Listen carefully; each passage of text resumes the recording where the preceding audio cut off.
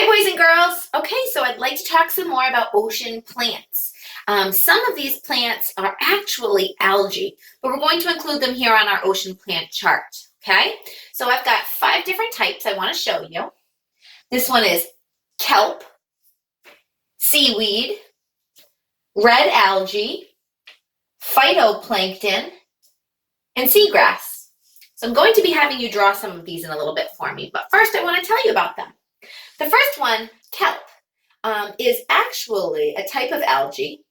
It makes tons of oxygen that we breathe. Oxygen is what we breathe in, and if it wasn't for kelp, there wouldn't be as much oxygen in the world or in the oceans. Now, algae can actually grow up to 18 inches a day. Let me see if I actually have my tape measure so I can show you what that looks like. Here it is, 18 inches. Let's see how big that is. Whoa!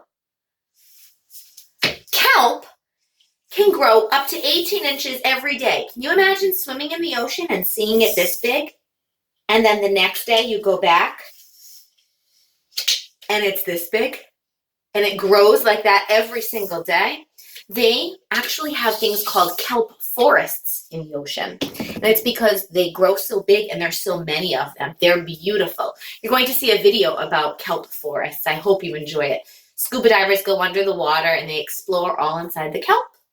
Okay, the next one is seaweed. Raise your hand if you've ever seen seaweed when you go to the beach.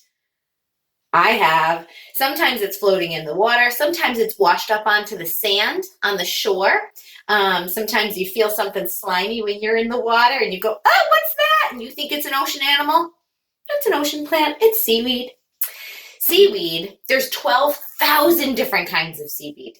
It's crazy. So many different types of seaweed. In some parts of the world, people actually eat seaweed. It can be found in many different Asian dishes, and other people love to use seaweed on their skin. People take seaweed baths. They can do a seaweed wrap on their body for their skin. Some people do seaweed face masks. So seaweed is actually really, really, really good for you. Pretty neat. Okay, what do we have next? Red algae. Red algae, this is really cool. Are you listening? Red algae can be used to make something called biofuel. Can you say that word? Biofuel. And it actually can power airplanes. And those airplanes can fly up into the sky. And actually, as of last year, there's been over 1,000 airplanes that were able to take people like you and me, passengers, on plane trips that was fueled only by red algae. Red algae biofuel. Isn't that crazy? I think that's amazing. Very, very interesting. Red algae. All right. Ooh, next I see phytoplankton. Now, let me tell you, phytoplankton, you might not see when you're at the ocean.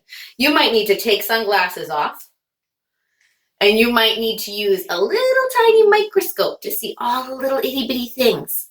Phytoplankton is actually so small that we can't even see it. A lot of the ocean animals will use phytoplankton to eat, and it's so small that you barely even know that it's there. But if it wasn't for phytoplankton, we wouldn't have our first step in the animal food chain in the ocean. Do you know what eats phytoplankton? Let me tell you. Phytoplankton can be eaten by whales, by shrimp, by snails, by jellyfish, right? Lots of things eat phytoplankton. It's the very first step in the ocean food web. All right, last but not least is seagrass. Sometimes people get confused between seagrass and seaweed, but the difference is seagrass really needs that sunlight, Mr. Sun, to grow it. If it doesn't have the sunlight, it can't grow. Now, where Aubrey is from, down in Florida, they have meadows. They call them meadows, like kind of like a little foresty area or a field. Meadows of seagrass. Florida, the state of Florida, has over 2.5 million acres of seagrass. It's amazing. Now, the big difference between seagrass and seaweed is that seagrass has roots that go down into the ocean floor, and they also can have flowers on them. Seaweed does not have any roots, does not have any flowers at all. It can just kind of float. Pretty neat. Seagrass is always in the shallow waters, so the waters that are not deep. You will not find seagrass way down where it's super dark in the ocean because they need the sunlight to grow. Okay? Seagrass also gives us loads of oxygen, and it's perfect to hide in if you're an ocean animal and you want to stay away from any predators, right? Do you know who eats seagrass? Can you take a guess? Okay, so if you guessed sea turtles, you were right. I know my friend Myrtle the turtle, she would love seagrass. But also manatees and crabs and those little purpley pokey sea urchins, and also things that are not swimming in the ocean, like geese, like swans. Those like to go in the shallow waters as well, and those are perfect things to eat the seagrass. Pretty cool. All right, I'm going to say our ocean plant names one more time, and you repeat after me.